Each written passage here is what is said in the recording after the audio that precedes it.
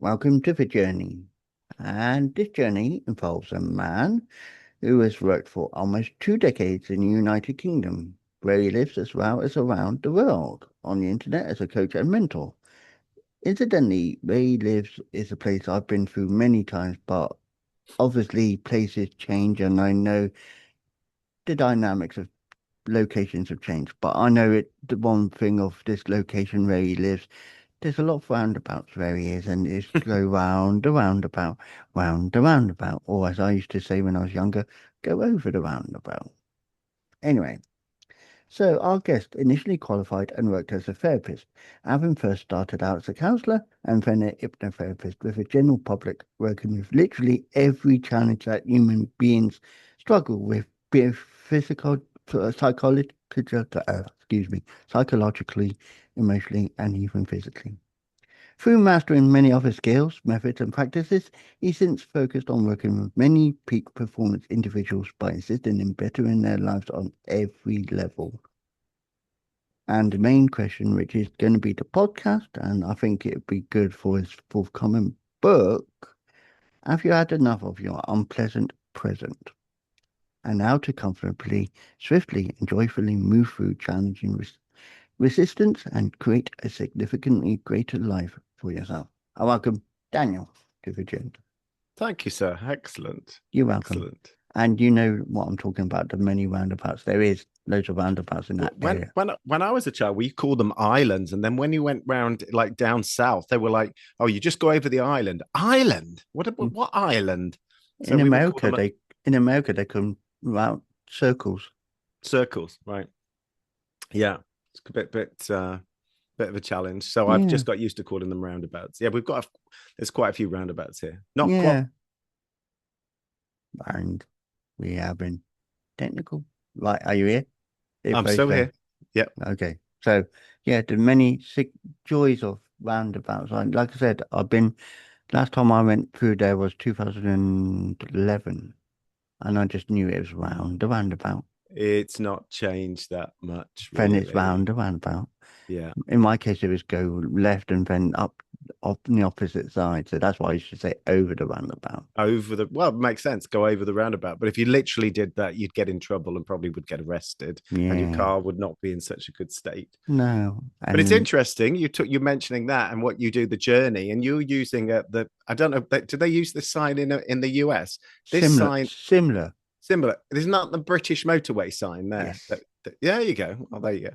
So it's It's adjusted for copyright reasons, and okay. because if it had a number, then yes, I'd be infringing on Right. copyright. So I added my unique logo to, But and to I, get but to get off the motorway or the highway in the States, you have to then go on a yeah, exactly. roundabout. Yeah. And there were And various exits, just like yeah. life. And I will use the classic example of because we are talking about motorways. Motorway M5, you go off Junction 4, like I was talking to you before, and you got traffic lights. You got Worcester Warriors, and that shows roughly where you are, but I'm not going to give totally. Oh no, so if you come off there, that's junction 7 Yeah, or 6, 6, six. 6. But I know I can go off on. But anyway, I've done that one as well. They call it 6 ways actually Yeah, there by because Worcester it's Warriors Rugby literally Club. you got Worcester, you got Evesham, you got Evesham. Birmingham, Southwest, Or to go into Worcester, you could go into into Worcester. Worcester. Yeah, You could go to Pershore, I think, one yeah. way as well. There's a So big there's a motocross thing right on the side of the road yes, as well. Sometimes you see the bikes go right there. yeah. So that's I've why it's actually that's why it's called six ways. For That's why it's called anyone, 6 ways. Yeah. if anyone wants to know. So Last time I went there, I went to a Brian Adams gig. I always thought that was a bit weird, right by the side of the motorway. But anyway, carry on as you go. so journey, as you see by the logo, is straightforward, and you've got the bridge, which is usually your diversion, because as you know, journeys do have diversions because that's naturally the way it is. I know it's cliche, but it does happen. But it Very, would, very little is linear. yeah, and part of life is to understand when you're younger, something kickstarts you. Like there's memories that I could talk about for myself, and we can relate to it when you talk. But earliest memories that kickstarted your journey? What jump started your thinking? What inspired you in the early days? I was coming back from a place where you were brought up, I think. It was either Cornwall or it was Devon, probably Devon. We stopped going to Cornwall. We used to go to St. Ives. And we were coming back, and it was a Radio 2 interview.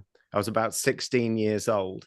And it was a man called Alan Pease, who was an Australian guy. And he was talking about, he'd just written a book called, it was either Talk Language or Body Language. And I bought both books in the end. It probably was Talk Language. And just my personality, I'm always an investigator. I like learning new things. I'm a questioner as well.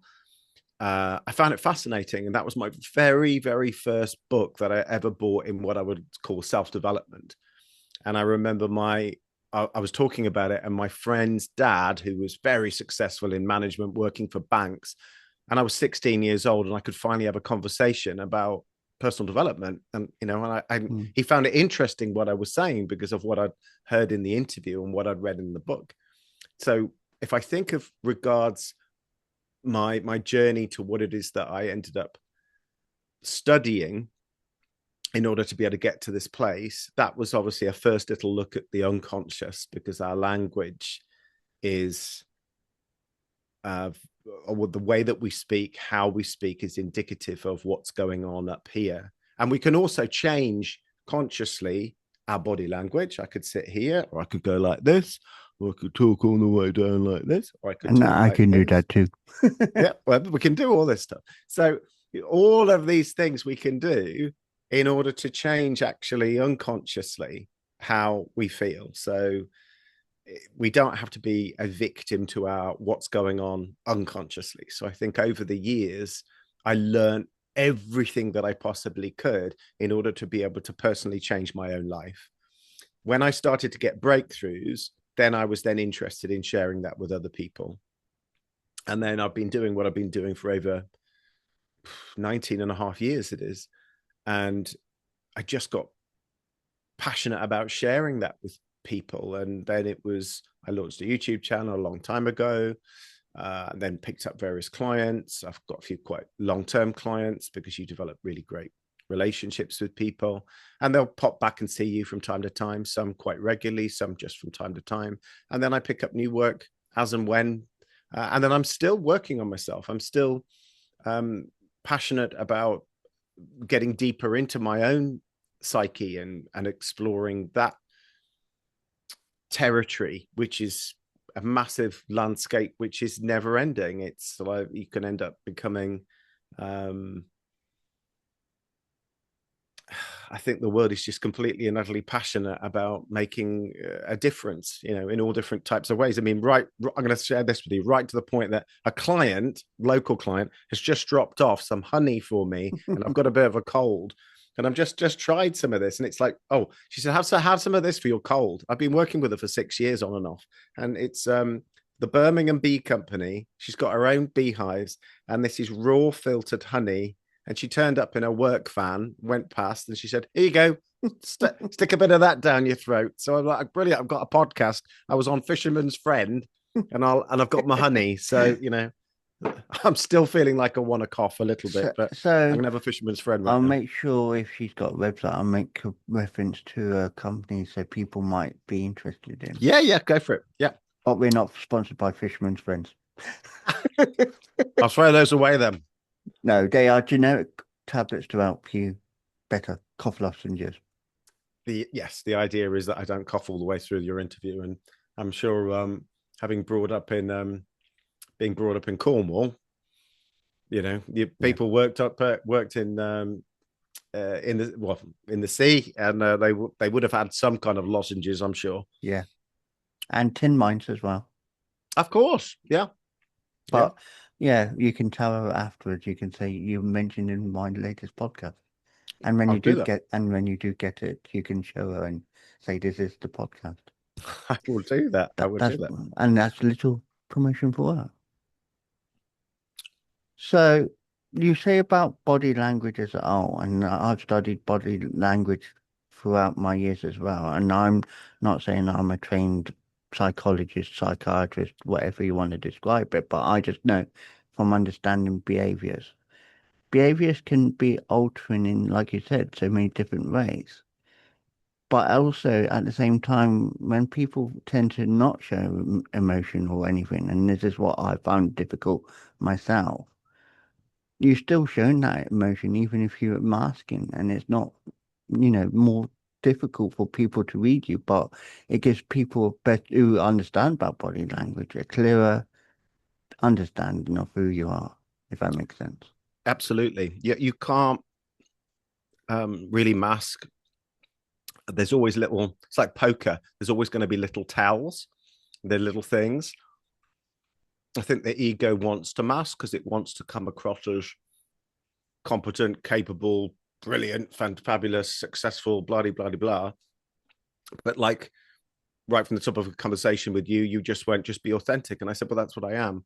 And that's one of the things that I've coached people with in order to manifest a better life, because actually it's endearing and we're more likely to invite authenticity from other people by doing that. And the only way that actually you really transform is being real. So as a therapist, coach, mentor, my job is to get deeper into somebody to find that authentic self, because it's only in accessing that authentic self, which is true, real. It starts with the 40,000 neurons here. It starts maybe being connected to higher self, whether you're open to that or believe that. But there's something that pervades someone's consciousness other than just this. This wants to run the show. This is another whole load of communication here, a whole load of intelligence. And the gut equally has 100 million neurons. This has about 80 billion neurons and just says, I'm the boss. This is how it is. This is how it will be, because it was in the past, so it most likely will be in the future. And that's where people get stuck, because if we are on a journey, the journey is about moving forward and growing and transforming. And what once served us no longer serves us. And we have to keep being true to ourselves in that very simple essence. And then the next thing unfolds. The ego always wants to know, really, well, hang on a sec. But we might be moving into a dangerous area. I'm not so sure about this. Well, it's always going to be relatively unfamiliar if we've not trodden it before. Yeah. We might have ideas of what it might be like, but that's still conceptual. That's not reality.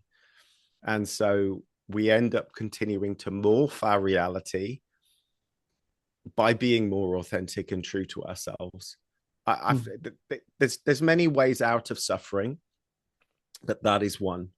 Yeah. And it's one that I have done myself, and it's one that I promote with clients. Yeah. And, I found when I come into contact with neurotypical people, neurodivergents, they're the more passionate ones. Yes, you do get because they say it's the spectrum from one extreme to the other, where you got the vocal ones, then you've got the non-verbal ones. But, regardless, the verbal ones do have lots of stories to tell.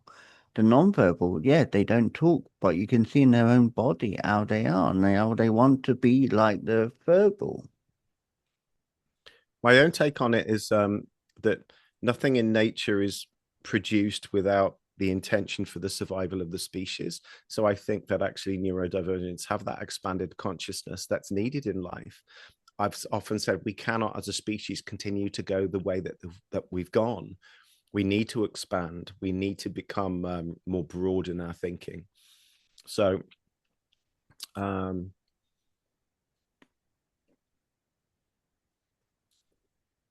think there are certain people that do accept that. I mean, this is a little bit. I haven't seen this written anywhere else, but I don't know if you've heard of the spiritual author Eckhart Tolle. I've heard of. I'm absolutely 100% sure he's on the spectrum. I've never seen anything written anywhere, but I don't believe he lives with his partner. I don't think, and that was his choice. I think that his whole life, when I've looked at it, he still went on a spiritual journey and a psychological shift. But I still, I sense somebody on the spectrum there who's just got that really, really broad sense of consciousness that autistics have on and right down across the spectrum. Yeah. That's my take on it anyway. I might be wrong, but that's what I sense. And that's just a feeling, and just as I will always stipulate, it's a opinion that we've, and it's your opinion, and does not represent anything that is true, true or not true. We just got opinions, and we can share those opinions Well, like with. I've got this theory about opinions that you could have 100 enlightened, evolved human beings in life, Hmm, and they'd all have different opinions. exactly. So opinions aren't a bad thing. No. The worst thing about opinions is when they're forced upon you. Hmm. So that's the worst thing about opinions. Opinions are fine because we're all gonna have one, but it's whether they're forced upon you is the major issue. That's And where we struggle as a species. and I just feel like when you read on certain Twitter, X, formerly known as Twitter, should I say, Yeah, you get views are of my own and not representative of X company, for example, yeah. because it is, and I feel like they should be given. But then, even when those people do give opinions on their own social media per se, because some of them do write their own social media, they get into trouble for it. And I'm thinking, it does say on their feed, these are my own views. Why get punished for just saying something that is their own opinion? Yeah, fair enough. Certain guidelines in the UK I get, and I've studied that and I've understood it, but it's like, what happened to the freedom of speech as a whole? Not just in America. Freedom of speech should be wherever you go. I don't think there'll ever be an Orwellian future. I'm just gonna have a cough. Excuse me. I don't think there'll be a future where it'll be an Orwellian 1984 thing where everything is suppressed. There's a phrase that came up inside of me, which was if you concrete over nature, nature will always come through. There's a forest near me or a wood, beautiful wood. If we just put a whole load of concrete over it to suppress nature, what would happen? It might Like, take a long time, but it would eventually come through. hmm, And that is the human spirit. And so the human spirit is to have a voice, is to be empowered. And as much as suppression will attempt to be the concrete and stuff that down, I don't worry about people trying to suppress me or worry that other people are suppressed. I I know inside of every human being is an incredible power, including myself. And this is why I've had to connect to that power that actually, and that's not force, it's power. Force is ego, like forcing your opinion head, head, head. hmm, If you think of any of the people that have ever existed, or even Eckhart, I've mentioned Eckhart earlier, he wrote the book called The Power of Now. It's not the force of now, it's the power of now. And so power is in presence and with occasionally decisive action that is unwavering. It's absolute. If I think of Gandhi or how Gandhi got the British out of India, the British were killing, people who were sat down in meditation and in peace. And but he just kept saying, no, do not retaliate. Sit, be. This is the way that we'll go forth, and that in itself was powerful. That sent a much more powerful message than anything that could have happened if they had retaliated, because then it was seen that the British were wrong, and rightly so. They got out of India, hmm. um, and India and Pakistan separated. Uh, so we can all have a voice and we all have it, but it's whether you force it. Some people will listen to this, some people won't. That's okay. It's no different than, you were saying you're in a new relationship. Well, I'm sure you didn't force that. Yeah. If it happened most likely spontaneously by being authentic and being real and being true. There's just something very powerful and fantastic about that, and there's not enough of that in the world. But And that's yeah, cool. yeah, I was going to say, it's just a big weight off me from where I was. to where I am now. And yes, I've been in this relationship for 2 years now, and I feel a lot better for it because I am feeling more energized. But at the same time, in recent weeks, I've been to the doctor because I know I've been having bad memories, and I've then got diagnosed with PTSD. But I don't have that label on me to say, look at me, I'm PTSD, this, because I don't want to be having that stigma of I'm PTSD, I'm anxious, I've got depression. I want to be seen as me still. Have you ever done, And forgive me, and have you ever done things like EFT? Have you ever done the tapping technique? not yet, but I know my partner I'm with now has mentioned that, and I think it is a way of dealing with it. And I'll share with you some free videos that I give clients. Then you can go away and have a little experience of it, and then you've got like a free video course mm, that you can do. okay, thank you. You can email You're that welcome. across to me. Yeah, yeah, I'll do that for you. Not a problem. So the example what I was given about, the way it was when I was with my former spouse, because I was married, and I always will say this on every podcast, because if she does watch it or hear it, or someone tells her, I don't want her to think I'm being negative. But when I first met someone, she said, "This is David. He's this." He's that, not the diagnosis of PTSD. She was just like introducing me as a label, this is Dave, And I'm like, I'm me. So that person came to me when I was alone and said, David, how do you want me to treat you? David as X label or David as David? Hmm. And I said, ideally, I want to be identified as David, not David with X label. So that person started treating me as a normal person. And he even said, he said, okay, if I treat you as David with X, you're going to be, you know, cushioned pretty much compared to if you use David as David, because David as David will have the real life thrown at you. So if something went wrong, you'll get the full force of my anger, for example. But the fact is, that's normal. That's reality. I didn't want to be masked and cushioned by being identified by my former spouse to say this is David with X. I wanted to be David as David, and that's what my true personality is, David as And David. is that happening for you now in this present reality with No, this new partner? no. Okay.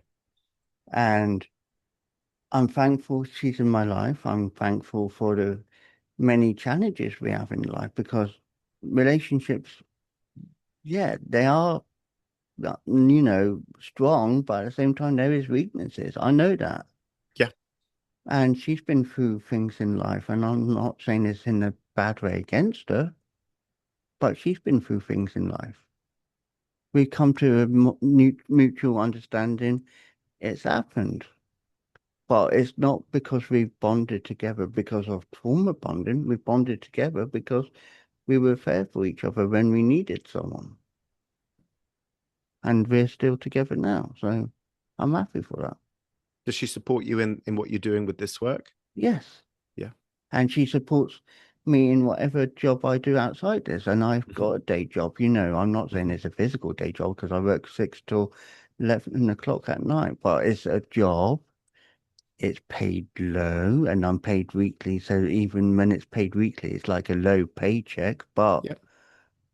she supports me doing it because it's something that I'm comfortable with. But if I was able to, and I was able to get the money from podcasts, which in back in the day you could, but now the algorithms pick up weirdly and more difficult, even more difficult on YouTube. So, but I promote more on YouTube because I'm now a content creator, so I'm able to.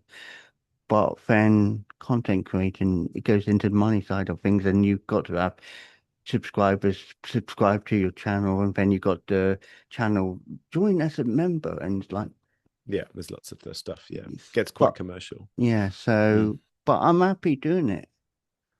I do the podcast for free. I allow free promotion. Like I said, I'm talking about your friend, friend with Yeah. bee Yeah. Birmingham My Bee bee Company. lady. Yeah, I don't mind doing that Yeah. because it's about promoting, and it's my cheat way. I'll say cheat way because it's beating the algorithms, but it's allowing promotion. Yeah. Like at the end of a podcast, when you do watch this back, when I send you the copy, you hear people talking about their journey. Got my partner, who's an author as well, buy a book. She always wants people to buy a book. She doesn't get many people buying her books, but she wants people to read her poetry, which is talking about her life and her traumas. Then you got someone talking about something else, and then you got a children's author talking about is, you know, so all three people been on the podcast, but I'm allowing them free space to have like a little advert at the end to say about their work. It's how it works. Ultimately, it's how it works. So my language on that is I'm a caring person. I could say to them, okay, you want a promotion on my podcast? I want £10, $10, whatever per month from you, just for that time. I don't. So, but yeah, my partner supports what I do. She likes the fact I do these podcasts. She likes the fact that I interview a many range people. And I How said, how you many know, have you done over the years? Would you say hundreds? I've done radio wise, I did about 15 to 20, I believe. I forgot the exact number, but I know there's a few. And that started off just me interviewing, I don't know if you heard of a company, Wiltshire Farm Foods. Yeah, I think so. Yeah. I interviewed the manager of the local farm foods in Wiltshire Farm Foods in Cornwall. That was my very first interview. Well, okay. And then I interviewed people who were tribute acts. I've interviewed Rick Wakeman's son, who was Ozzy Osbourne's drummer. Okay. Um, I've interviewed people from the neurodivergent background. I've interviewed the former referee of football, soccer. I say football, soccer, so Americans don't shoot me down and say, football? You talking about, mate? No, it's not American football, soccer. Um, I've interviewed the former referee Keith Hackett Oh wow, yeah. Keith Hackett. Yeah. back in Heard the of him. early 90s Yeah. and we made a joke. No relation of mine. But the weirdest thing of all, my late grandfather was called Keith Hackett. Okay. So that's the joke on that. Wasn't a referee though. No.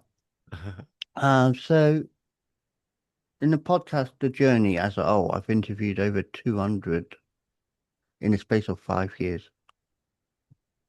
I started this a year just as COVID was starting to peak. Okay.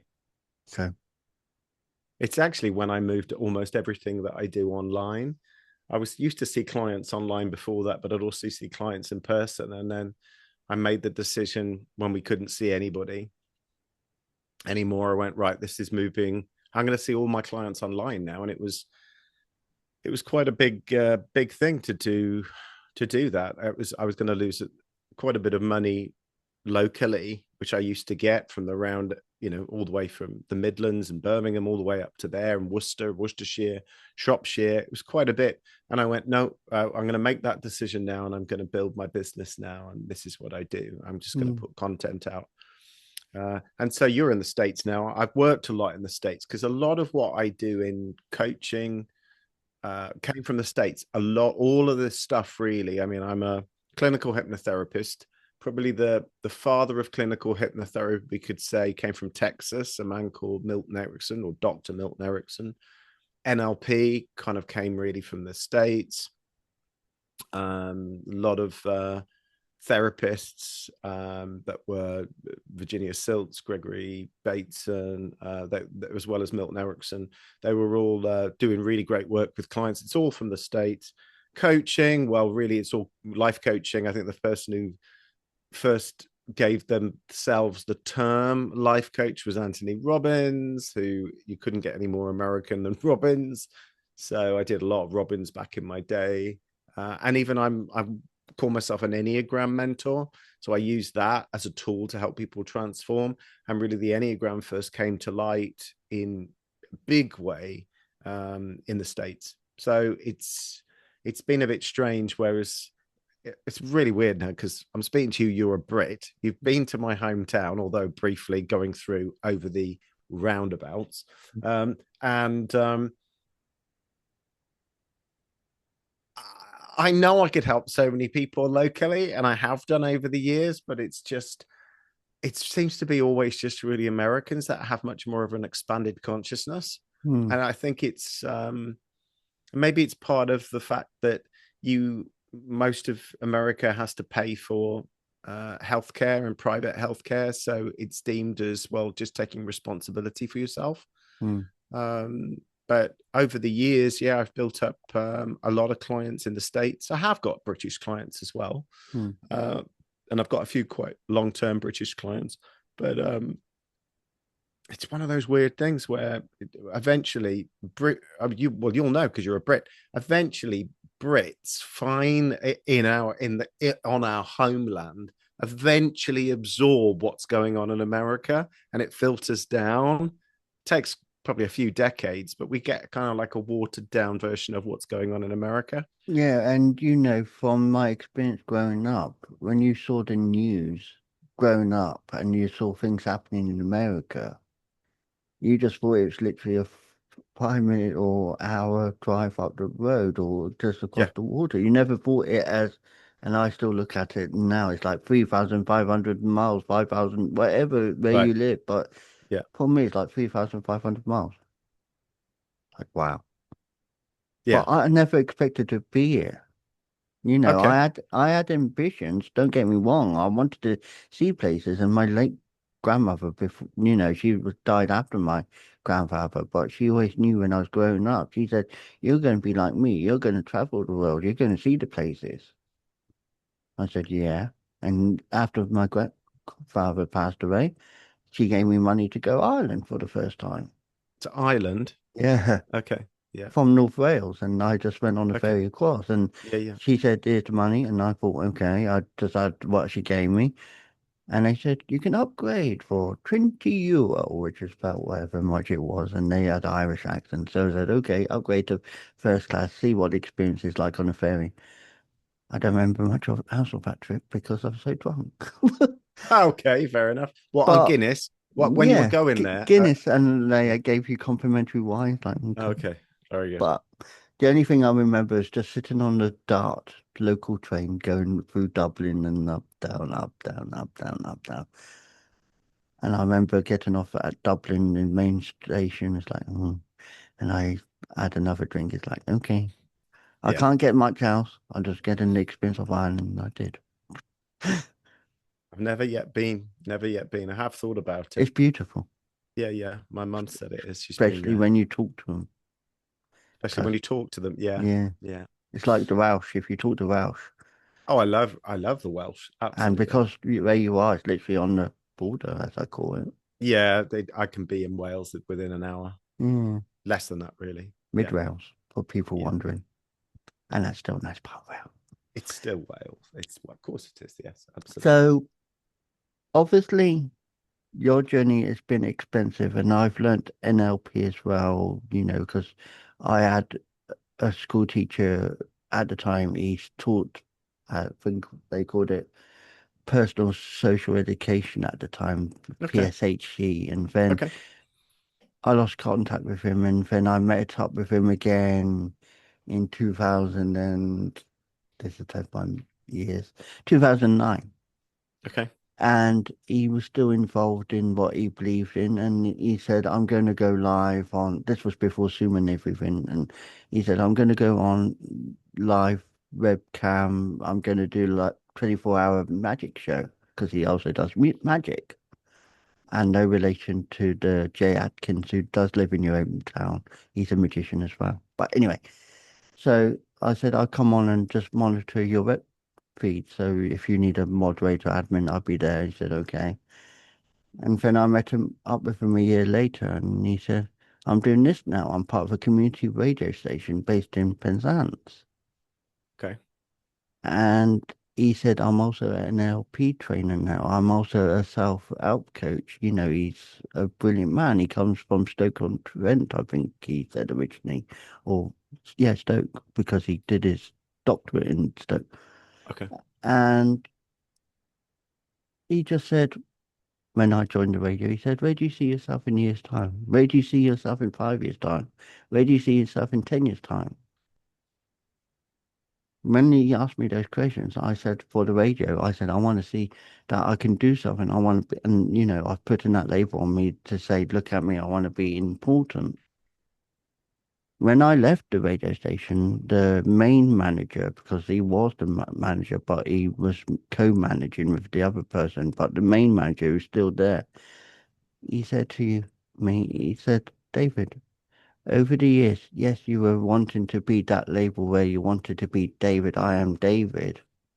But now I look at you, and you, before you left, was David, you're not looking at me, David. You're a David that people can respect Hmm. because I grew. My language, body Changed. language changed. Yeah. Yeah. All of it ends up becoming a presupposition. Mm, I remember when I was studying in London in 2006, NLP on Harley Street. I was doing that at a place called the Optimum Health Clinic. It's now moved, but it's still in London. There was a double page spread in the Daily Mail newspaper. Not that I'd ever read that. My mother would buy that. So mum bought that. And she said, there's a man here who claims to have cured his multiple sclerosis. And one of the things, he was doing the tapping technique, which is what I've talked to you earlier about. He was using NLP, and he did diet, and there were 5 things: the diet, then there was a detox, and then he was doing qigong. He said it took him 8 years. I think he might have had a lump sum of money, which would have made things maybe a little bit easier. Maybe they paid out. I think he was about 29 years old, but he was paid out when he was given a diagnosis. He doesn't talk about working in that time. Maybe he did. I don't know. But he went on a full journey. He's now an acupuncturist. He was gone back to his native island. We're doing full circle here. He was in London and he hated it. And he was in finance and ended up going on this complete journey, transformational process. One of the things I remember in the NLP was the chapter said, is your mind ready to be well? And I was going through autoimmune disease at the time and a lot of suicidal depression. So didn't want to be here. And I'm very lucky. I had a few dabbles and I am still here. So, and I just went, what the hell has that got to do with getting better from a physical illness? But that was chapter 2. Is your mind ready to be well? And some of those things were the well outformed exercise. So was it the well outformed or the well? I can't remember what it's called. Maybe the well outcome exercise. Anyway, write your recovery story, even though you're not well. Why are you doing that? Well, your unconscious is then coming up to the reality that this is going to happen. You're basically saying to your unconscious, this is my outcome. And this is where I'd love to get to.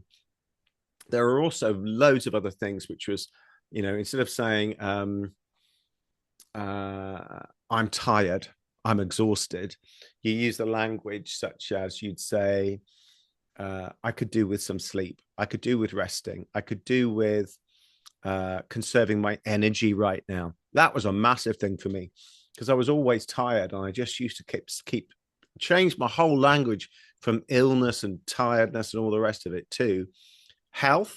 My health is not so great. I could do with more energy. So your unconscious is now going, what? Health, energy? I haven't got it. So even though you're saying a not, the unconscious cannot delete a not. So if you say it over and over and over and over and over and over and over and over and over, consistently, daily, and it becomes part of your language, your unconscious, your reticular activating system, your RAS, is now looking for health and energy. You're saying I haven't got it, but you could even use this other wonderful word, which is yet. So I haven't got my health yet. I haven't got this abundance of energy yet. I haven't got my outcome yet. And that's called a presupposition. Hmm. And basically, you've done this already in your own life. So you're stating to your own mind your outcome, and you're giving it repeated conscious suggestion, which then becomes unconscious. It's like, how did we learn things? Well, we learn good things through a great big experience, or through a slow drip effect. That's really how we learn. And that's the same with negative things. We can learn negatively through a big, horrible experience, or it can be a drip, drip, drip, drip, drip, drip negative effect. And a lot of people, it's like that. And that's what I call limited belief conditioning. We're brought up in environments by our parents who go, oh, David, we can't go beyond the village. We don't go beyond the village. It's like, well, why don't we go beyond the village? Well, we don't. We just don't do it. It's just like the village, you know, M. Night Shyamalan, or is it? And The League of Gentlemen. Oh, was it? Oh, hello. Right. Mm. Okay, we're going back 20 years now. So absolutely. So, but it's all unconscious. It's like, you know, we stay within a safe place. And hence the book that I've been writing, which is, you know, have you finally had enough of your unpleasant present? Ultimately, we all get to a point where we either get physically sick, psychologically sick, emotionally sick, even spiritually sick. Something is not right in Mudsville where we are. And it's like, ultimately, how our life is going to get better is there is another village beyond the very scary trees, beyond the scary forest, that we have to go through. And actually, it's not very scary. It's just the thought that you think that it's scary. Much like in the M. Night Shyamalan thing, because there wasn't anyone scary. It was actually someone that they used to dress up. The village elders would dress up to invoke the fear and keep them staying in the same place. Yeah, but I make reference to the League of Gentlemen because that is a dark, surreal, well-written comedy. I haven't seen it for 20. Is it 20 years ago that? But I bet that I think a special came out for COVID. Okay. Yeah. And I watched it through the VPN. Yeah. Legally. Yeah. So, okay. Yeah, the fact was when it first came out, it had laughter track, but the later series it didn't have a laughter track, so it was left to your own. It had Yes, I don't remember that. You know, they added it added laughter, so it added the audience feel of like it was like funny. But see, series You're 3, my wife now. yeah, but series 3 onwards, it was just like very open, where it's more darker in a sense. Okay. And obviously, Inside Number 9 came along as a spin-off. But the fact was, you said about you're my wife now. Hello, Dave. But hello, Dave. hello, Yes. Dave. You're my wife now, Dave.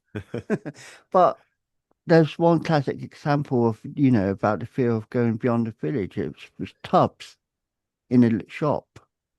She was so used to being with her husband, she didn't know anything beyond the shop. And in the first 2 series, it was about things that were happening in the village and potential things that were new coming into the village. Like one story, I think I remember rightly, they wanted to build a road right through the village and go right through their shop. So there'd be no shop, there'd be new people. Right. Yeah.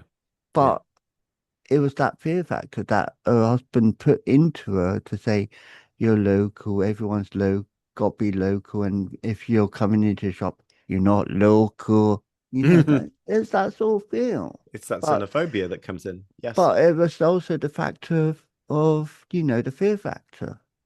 And as a consequence, you got people coming in, they didn't know what they were expecting, and then looked at the consequence. I've written that it is a fear factor that we have to get beyond, but actually there's another element which is out of just a necessity. And I think that potentially we allow ourselves to get into psychologically, emotionally, physically sick places because we're not going in flow anywhere, we're not moving forward, and something just kicks in. And I think that can be sometimes a biological response to, I'm going to die if I stay here. Now, not everybody, even some people will even override that, but you know, it happens in every every relationship. Are you okay? Are you okay? What was the tipping point for you in the end of your relationship? You just went, can't do this anymore. Yeah. So Everybody has a tipping. It just gets, and it's not really sometimes a big thing. it It's was an just, of accumulation of things that course, was it is. It always is. building, Yeah. obviously, and then the fact was I wasn't able to offload properly, and I was a very I know I got my social media again now, so I'm blessed with that, but I wasn't allowed to per se engage with people that I was familiar with. Okay. Now I got my social media again, but I had to start that again Hmm. because of the principle. But the Hmm. fact was, it took time, but it was like you said, that trickle, it was a trickle effect. And then it made a mess and I couldn't deal with it anymore. But everybody gets to that point, and it may be that you step on the scales and you're a few pounds too heavy, more than what you think that you were, or you can't get your breath when you're walking uphill, and it's like, I need to do something about this. Or you look at yourself in the mirror. I mean, I used to dye my hair. With I I died. started. Do My you? hair's normally dark and It's all right. Well, so what color is that then down the bottom? this neon yellow. Neon yellow. So I used to just dye my sideburns a tiny bit because I had white sideburns and the rest of it was fine. Then I've started to grow my hair, and now these whiteys here show. I didn't even know they were really here. But now, because I tie my hair up, this is all white. And I just went, well, I can't, I'm going to grow a beard now. And then it's like, well, this is mostly gone gray and white. And so in the last sort of 3 years, I look quite different. In fact, I did a session with someone, and she goes, I'm looking for Daniel. I'm like, yeah, I'm Daniel. And she went, but you don't look like him. And I go, well, this is the new him. This Because is I what I think, look like now. because I think on your website it shows old pictures of you without the beard and I've just changed it. I've updated that now. So yeah, I've got yeah. This is what I've looked like really for about the last 3 years. This is absolutely honest. There was no intention. I would just remember going, oh, I'm going to grow my hair a little bit longer, and then because normally I used to have it pointed like a bit of a quiff, and it was the day when I just went, I'm not going to cut it like I've always been cutting it. And I don't know what happened other than the fact that I just went, I'm gonna leave it a little bit longer. And then a little bit longer got to the point where I was having to wear an Alice band. I mean, my hair's as long as yours now. I haven't cut it for about 3 years.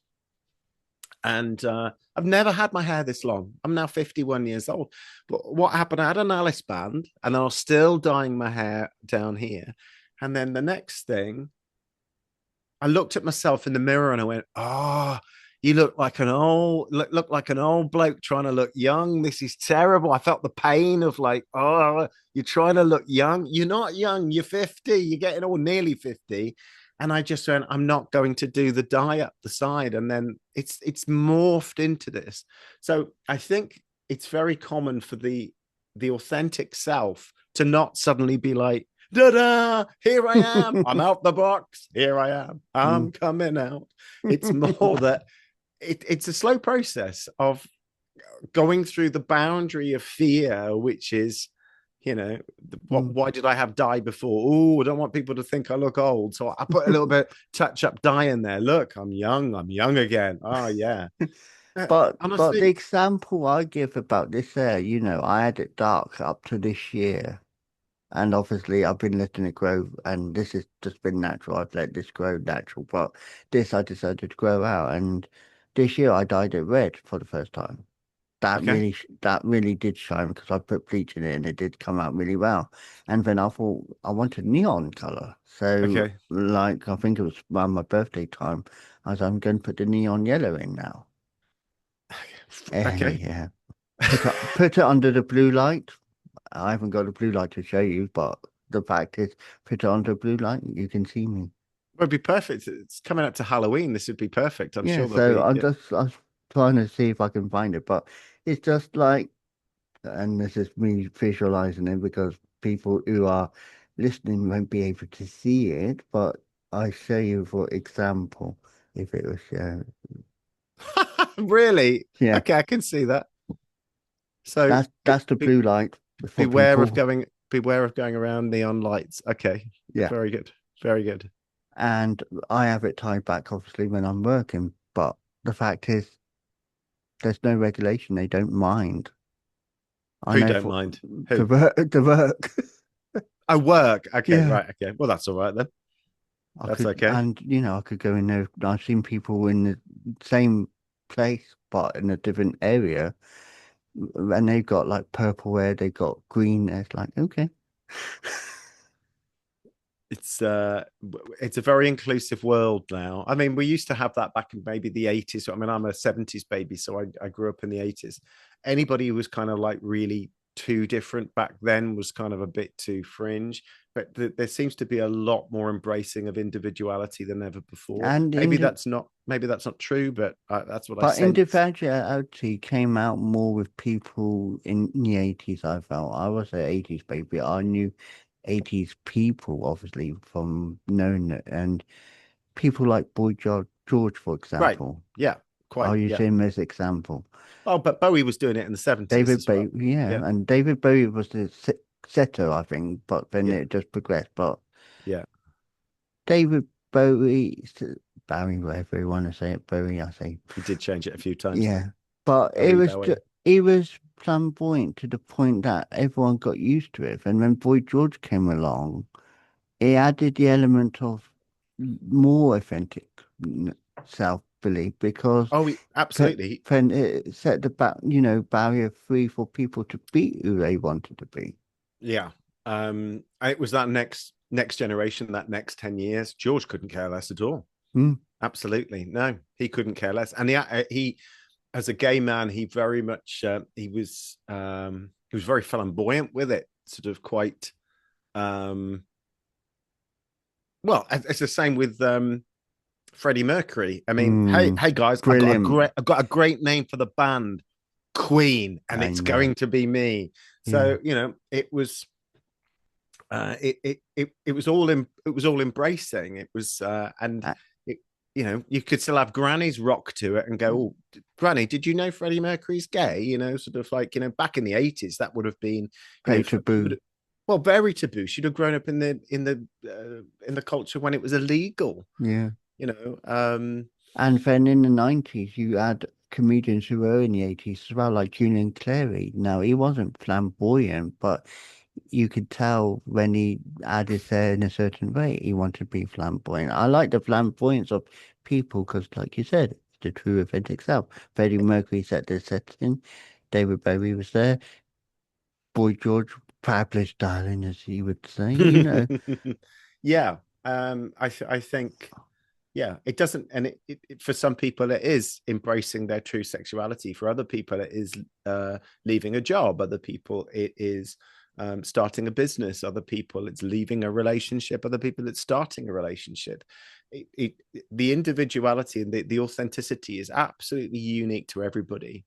And I mean, I've got a sports car, and I bought that not out of ego, but people can look at me having the car and go, oh, what a load of ego, and oh, you poser. And I'm like, and seriously, some part of my brain had to get used to the fact that now, because I've done this, some people are now thinking that I've got this as an image boost or as an ego boost, or because I'm going through a midlife crisis. Well, I say it was a midlife opportunity, and to be honest, I'm 51.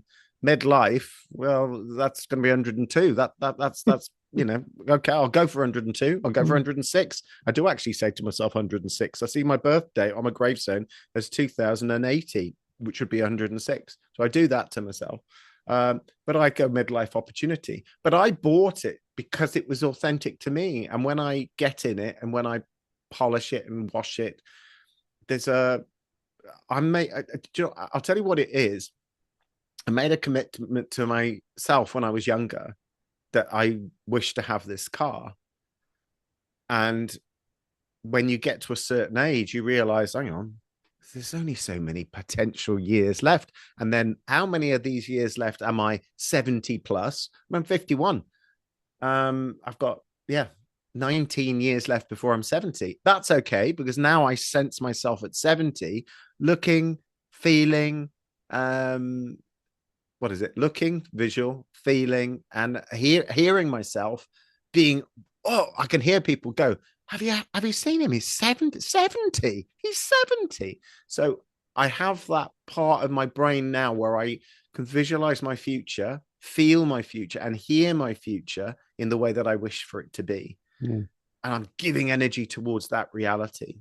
So Mm. the more I keep doing that, then I'm thinking, okay, now I'm that's future pacing. You can do that in a state of hypnosis. I am a clinical hypnotherapist, but this is a way that you can do it with yourself. And you, by doing it consciously over and over and over and over and over and over and over, you're now drip feeding your unconscious the reality that you wish to experience. So this is NLP, and this is how you're basically hypnotizing yourself to the reality that you would like to experience. Yeah. And And this if you will and this will be out in many years to come when I'm not here, so people could watch it over and over again. I don't think I don't think this is actually massively unique. I don't think this has been, it's all been done before. It's probably going, people probably did it thousands of years ago, but it was called something else. But I think people had an idea of how to use the mind rather than the mind use you. And I think that's happened for millennia, perhaps. So even as much as we could argue that Buddhism was a way of stilling the mind 500 years before Christ, we could go back to 2,500 years ago, and the Buddha realized that actually the way out of suffering was stilling his mind and going beyond that, all of those ego thoughts, all of the things that the brain does. Because for most people, the majority, including myself, the majority of what comes up in the brain is negative, because it's all about survival, and it comes up with old patterns and old familiarities. And so we're wired, because it's a 2 million-year-old brain, we're wired for survival. We're not wired for creating a fabulous life. And when it's wired for survival, we're thinking about fear. We're thinking about time getting away and being attacked by people and not having this. And so it's not in an abundant consciousness, but we certainly can train it towards an abundant consciousness. And one way of doing that is sensing your outcome consciously over and over and over and over and over and over and over. And you then keep running your brain that way. I agree on that. So obviously you got a website and you got your book coming up. Is the book actually in print, or is it going to be? No, it's not in print. But it will be obviously on Amazon and all when it does come out. I don't know if I'm going to give them away as free ebooks. I'm not sure, or put them as ebooks. I'm not 100% sure. So I've written down 40 book titles and 40 book subtitles. I've never written a book. I've just been a life coach for 19 and a half years. And I went, I think it's time for a book. And a bit like buses, this is what we say in Britain, David will know this, they all come at once. So suddenly I've got all of this stuff coming at me. I was like, I've been making notes in my iPhone, and most of these book titles came up when I was going on walks in nature. They're all just ideas, and they're like little catchy. I'm a songwriter as well. My guitar's not far from me right now, it's just over here. And I constantly songwrite. No one really listens anymore. I've got a few songs out there, but I do it because I wish to do it. And it's the same with the books. I've done it in as much as I've gone, okay, how can I summarize what I've just gone through with that client, either over in the last session or the last 6 months, or what I've done. And I'll give this one away because my mum asked me what I did finally in COVID. She said, you're not a counsellor. What is it that you do? And I thought, I'm 14 years into my career here. And I thought, she's asking me really now. But that's because we were spending a lot of time in COVID. And I said, well, we were brought up not to swear. And I basically said, really, Mum? I work with people's crap and I transform it. And she looked at me and kind of went, so I'm a transformative life coach. And I remember kind of like her pausing, and I just thought, but there's truth in that, because everybody carries crap from our past, everybody, and it hasn't been fully digested or hasn't been. I thought, what is it that I do? It's similar to what I did with counseling and psychotherapy, but effectively what we're doing with the crap is getting a pitchfork in it and airing it and turning it over. And you keep doing it. And if you keep doing that, eventually by airing it and by making peace on it, using a variety of tools that work on the unconscious mind, it becomes less pungent. and it no longer has that stinkiness to it. It becomes, I can talk about this now. I don't mind. I've got no shame about it. I'm okay with it. This happened. I'm not afraid. I'm not ashamed. I'm not angry. I'm not frustrated. I'm not hurt. Eventually, all of those emotions disappear. And all that we have is we got through an experience of which we have no emotional, what's the word, reaction to what's happened. It's like a lot of people, I don't want to talk about that. We don't go there. We don't do that. Well, why not? Why not? Why don't? Why? Too difficult. Can't digest it. Don't know how to digest it. Don't know how to turn it into manure. Ultimately, I recognize the people that I really respected and admired had been through crap in their lives, and that hadn't prevented them from continuing to grow and move forward. But what you have to do is go into it. And by going into it, a lot of people will just varnish their crap, and it's got a nice crust on it and you can't smell it anymore. And it's fine because we can dress it up in good Gucci and Armani and goodness knows what. You know, we can put perfume on it and it's a good thick crust on there, but a little bit of a dent in there, woo-hoo, it's suddenly stinky. It hasn't been digested. It hasn't broken down. And ultimately, that's what I do, because in order to get to our next village, get to the next place that we wish to get to, we've got to go through the crap that says we can't go there. Why? Why can't we go there? Why can't we take the action? There's always going to be fear. There's going to be sadness, loss, hurt, anger. There's something that keeps us where we are. And a lot of that image of who we are, well, this is me. Like, you know, Mrs. whatever her name is in the League of Gentlemen. I work in the shop. I'm a shop lady. Tubbs. I work in the shop.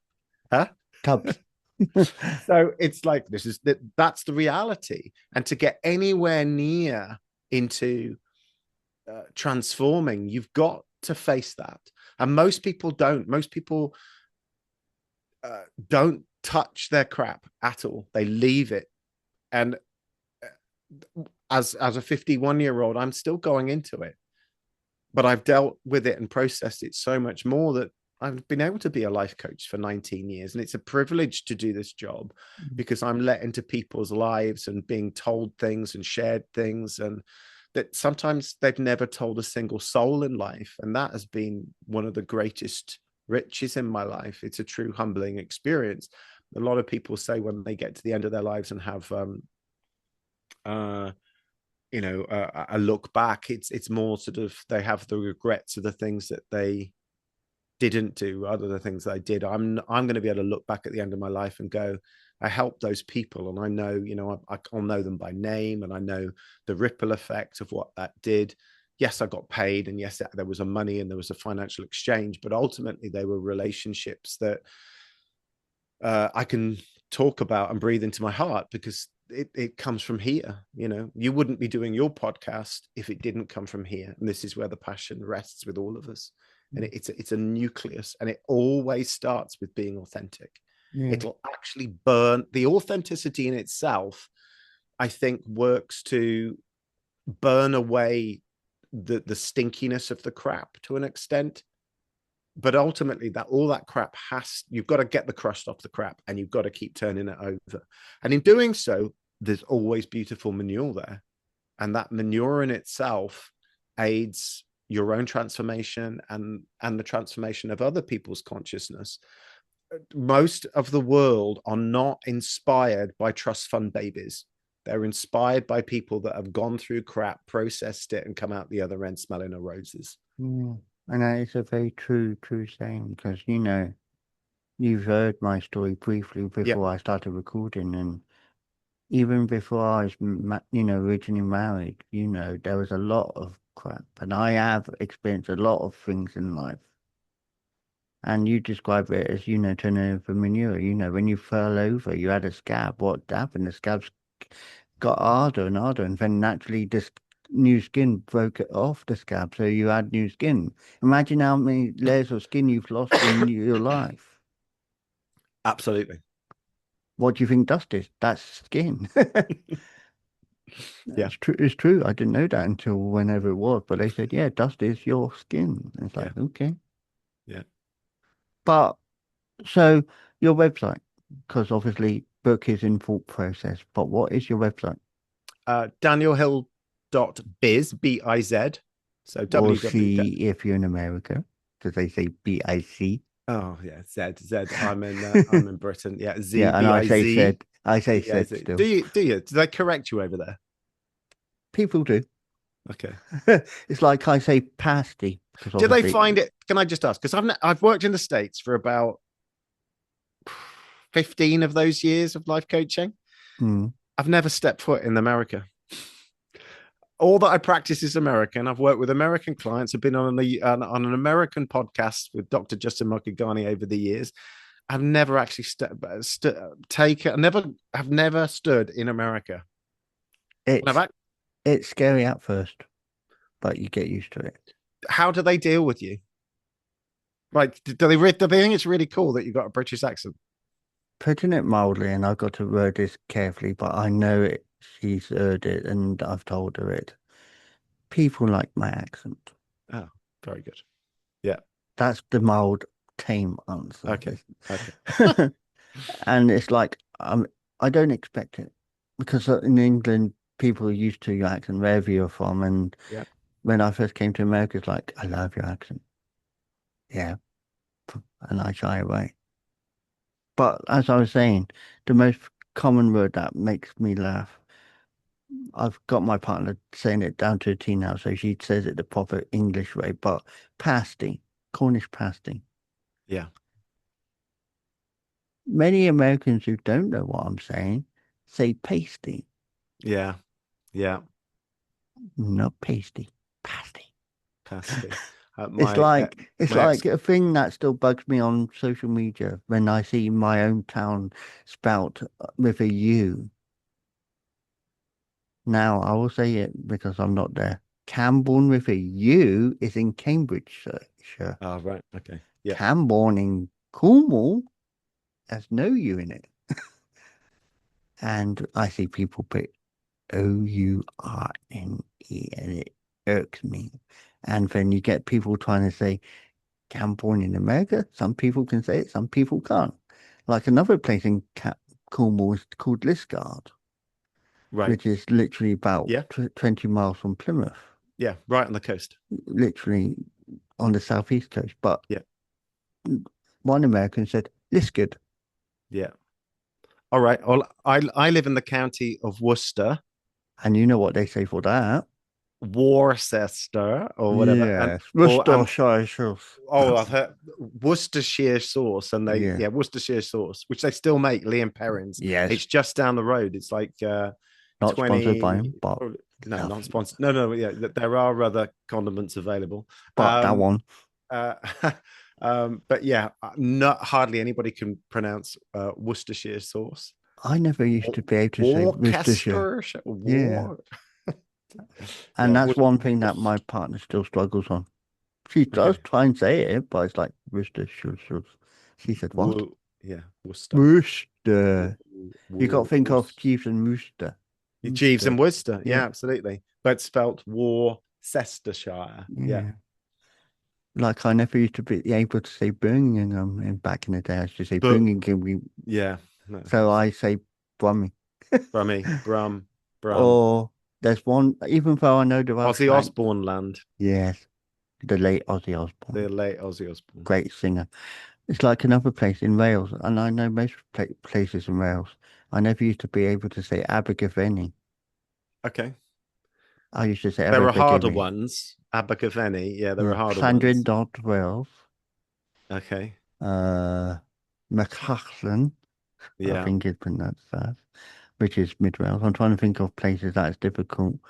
Uh, Well, the one with the really, really, really, really long name. I can say that, but I'm not going to say it on a podcast. Does it start with clan? Clanfair PG. Let's just shorten it. Go, go, goch. Go, Go, go, go, go. goch. Yeah. They've actually brought it back. They got rid of it, I believe, and then they brought it back because of the amount of tourism that comes Yeah, in. and that's why they did call it that because of tourism. But Yeah. for the locals, it's known as Clanfair PG. Okay. because you got Makes to push sense. because you got to push the L out on the tip of your tongue out. Okay. It's That something to do with no, I've something forgotten by what the it is. rich. I've read Cove. I don't know it. Yeah, something by the stream, bloody I blah, by the brook, by the stream, yeah. by Yeah. the You got me valley, by the gate. thinking. You Goodness got to me. give me the. You gave me the inspiration now to say what it says in English. I have heard someone say it before, which was quite impressive. Sandpaper, green, good, can it drop? Says it. I haven't got the full screen up, so I can't read it all. But wait, sandpaper, green, green, drop, splinters, here go. David wasn't having a seizure then. He was actually just reading a name from Wales. Yes, correct. I love it. It's a village, not a town. Tiny little village. Yeah. Located on a Menai Street, Yeah. and the population is only of 3,107. Okay, it's more than I thought. 71% can speak Welsh. It's more than I thought. It's got a huge sign. I know that. Yes, If you arrive there by the train, you pass the sign and you're nearly gone through the whole platform. You're still reading the name of the place. yes. So it's just enormous. Yeah. And in English, because people will want to know Oh, what yeah. it What does it is, mean in English? it means St. Mary's Church in the Hollow of the Right Hazel near a rapid whirlpool and the Church of St. Cecilia of the Red Cave. Perfect. All in one name. Yes. And the rapid whirlpool is actually, incidentally, true fact, in the middle of the Menai Straits because you must not go on it because the rip tide it literally crosses over and Okay. it makes a whirlpool effect. Okay. Very good. Didn't know that. Yeah. Didn't know that. And the church is literally a little island. You can see from a lay-by, you can actually see the little church. It's actually a very little church. I've been to Wales loads of times. I've never visited it. Anyway, we got here from Z somehow. So yeah, www.danielhill.z Said, we say see, biz, biz, Yeah, because you can't Z say or Z. bids. No, Z Biz, for zebra, yes, or said. So or you'd probably say zebra. I'll Z say for zebra. zebra. I'm still used to my British Zebra. phrase, and that's one thing I'm fortunate about my partner now. She doesn't change my way of talking. Good. Perfect. Previous, she tried to make me American. And I'm like, I'm not American. Even though I've got a 10-year green card, which will renew in 2031, and I can technically apply for the citizenship, I'm still British. Okay. Journeys come to a conclusion. You've talked about inspiration, you talked about your journey. People want to hear something to help them, like you're going to send me videos afterwards so I can be out by that. But for visual purposes, what would you say? And for people listening as well, what would you say to them now just to help them with their journey? Because obviously your words could make that difference, even if it's only like 5 views or 10 listens. I want people to be inspired by your words. So what would you say to them? One of my phrases is just be yourself, be authentic. In doing so, be authentic, you'll get aligned. When we are not being authentic, we're not aligned. It's almost like changing that. Here we go. I, I've given the metaphor of the train track. So it's like coming in when you're not authentic, you're going on a train and it's going one way and it's going the way that your unconscious thinks you should be going, from old dated stuff to what society says, to maybe even your own close family, your close community. But there's another train and it might be going the complete other way, but it's certainly on the other side. And by being authentic, you'll get aligned, which means you'll actually get off the line where you are and you'll go on another line and it's going to take you to another place. And in doing that, trust that in here, every human being, it doesn't matter whether you believe in God or I'm more spiritual than religious. So it's that there is a vast intelligence in all things. And that intelligence has bestowed us with about 40,000 neurons. You go and research how many neurons are in the heart. Well, throughout culture, people have put their hands over their heart. This is a sacred area. And in here is the key to unlock yourself from your own suffering, your own prison. Because in doing that and acting on that and listening to it, it's only 40,000 neurons, which sounds a lot, but compared to 80 billion, if let's say you had 80 billion in the bank and you lost 40,000 neurons, it doesn't even matter. You know, you've got 80 billion still effectively, but you have to tune into here. And in doing so, there's something in here that's very sacred, and it will get you aligned, and it will take you to a new place. You only have to do it incrementally, little bit by little bit by little bit. And in doing so, you'll connect to the power of authenticity, the power of your truth, of who you are. And in that, there is peace, there is happiness, and there is an abundant reality where life begins to open up, because consciousness is very vast. When we're stuck in our old ways, which is a limited consciousness, it's like being the racehorse with blinders on or blinkers on. What do they call the blinkers?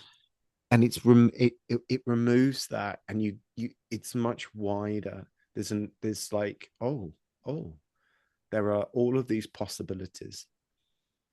That authentic path will lead you onto something else and something else and something else. So be authentic, get aligned is my little top tip there.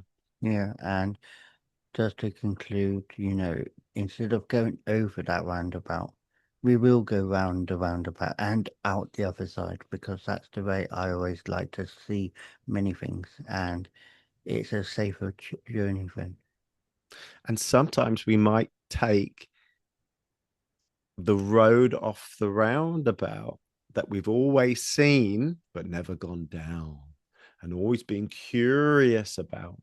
Because if we do, it's a famous phrase, but if you do what you've always done, you'll get what you've always got. So by going down another place, you're going to get a different reality. And I've been on that road as well. Me too. That's where we've connected. And that's been a pleasure. And I'm glad you've been sharing your journey with us, and just amazing to hear, because journeys are strong, poignant.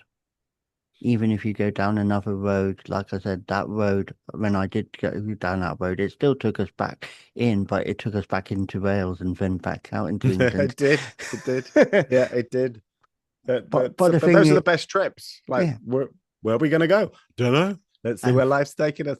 And then in the end, I think because I was with my mum at the time, she said, I'm not going to go this way. It's taking forever. I said, you got the map on your phone, GPS, because it wasn't on phones back then. But she said, yeah, but I'm still lost. I said, I know where I'm going. She said, you may do, but I don't.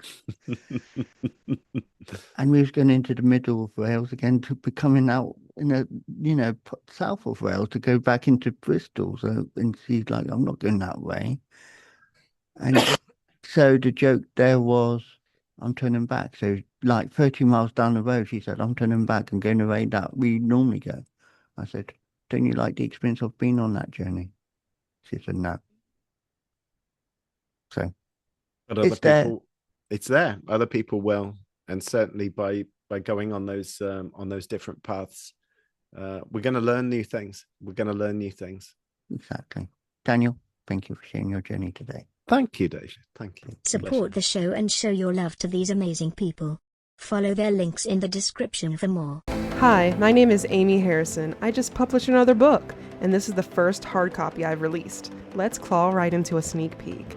Hi, I'm my Galaxy Brat. Error. It is becoming clearer. Y'all probably think I'm annoying. Turns out they all just plain boring. I'm just being me, the realest version. Sweet on the inside, tell like it is on the outside. Yes, I embrace love, never hate. But honesty flies in my mouth like a dove. Be careful before it's too late. If you want to read more, visit the link in the description. Meow at you later. Hi there. I'm Michael Drake, and I've written a book called The Paradox of a Mortal Mind. It's an invitation to slow down and really think about your life as a temporary part of who you are as a person. I want you to step back and think about, the things, the chances that you have in life, and the relationships that you have in life, and what you value. And the book is, like I said, an invitation to slow down, really think about where you are and where you want to go, and just embrace the beauty of impermanence.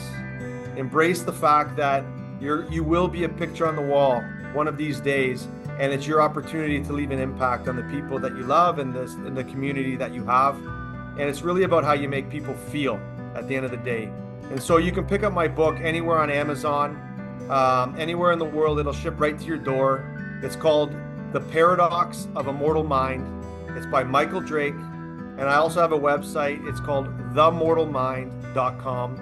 And you can get my audiobook, my ebook, and I hope you enjoy it. And thank you very much for being here. And I've just been listening to the Paramedic Chris children's books on audio again, and I just love it because they've given a tribute in one of them to my dad as well, who passed away a few years ago. I love audio books, and it's great to walk around, and it's great to sit at the computer, if you're out jogging or wherever, to listen to them as well. All 4 of the Paramedic Chris children's books are available on audiobook from Amazon. Go and take a listen to them. You won't be disappointed. You'll hear what happens when a community pulls together and supports one another. The best thing is to pop over to my website, paramedicchriskidsbooks.org, and you'll see the links on the shop page. Keep safe, everyone, and thank you for being you.